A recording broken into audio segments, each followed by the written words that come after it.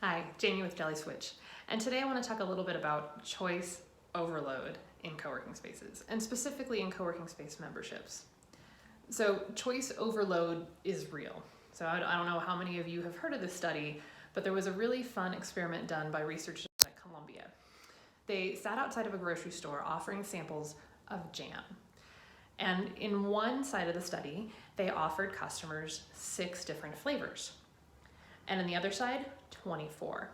So normally we'd think that more is better, and you'd want to actually peruse everything you like so you can figure out just what type of jam you want to buy. But what the researchers found is that conversions or purchases actually increased when only 6 flavors were offered. And that's because of this concept called choice overload. If we start to offer people too many choices and making a decision becomes too complex, we end up with analysis paralysis, and you don't end up making a choice at all. Well, the same thing can happen with your co-working space memberships.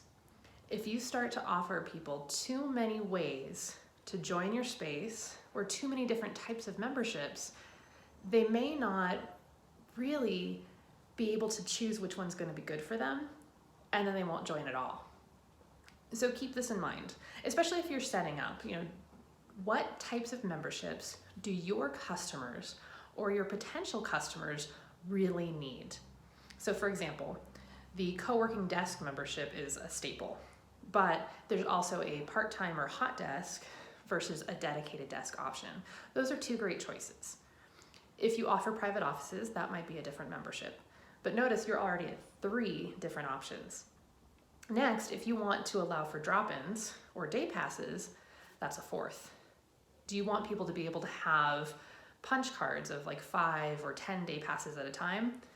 Now you're up to 5. So see how complicated this can get really quickly. Other things you might be thinking about adding in is hourly or half day or evening or community or corporate. It's very easy to get out of control quickly. But keep in mind, you really want to hone in on which memberships are going to be most effective for your customer base. What is still going to offer them the flexibility that they need to use your space in as few choices as possible.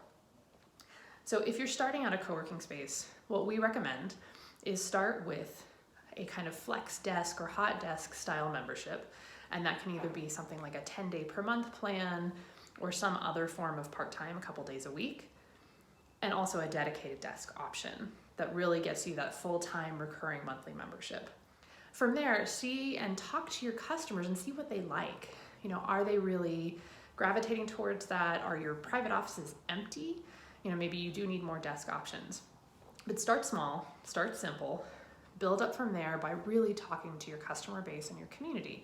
And if you need to add in additional options, really think about a couple things. One, do the customers really need that, or is there something else that you can offer them, or better yet, upsell them on, that would be just as effective?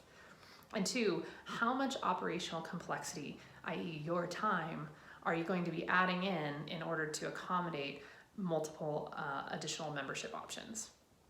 So really think deeply about this in terms of choice overload, and keep things simple. The less that your customers and your members need to think about choosing how to work at your space and what they're paying or tracking their days, the more time they can spend focused on their own productivity and their own work, and that is a better member experience. So stay away from choice overload, and if you want to read more about it, go ahead and go over to our blog, jellyswitch.com/blog.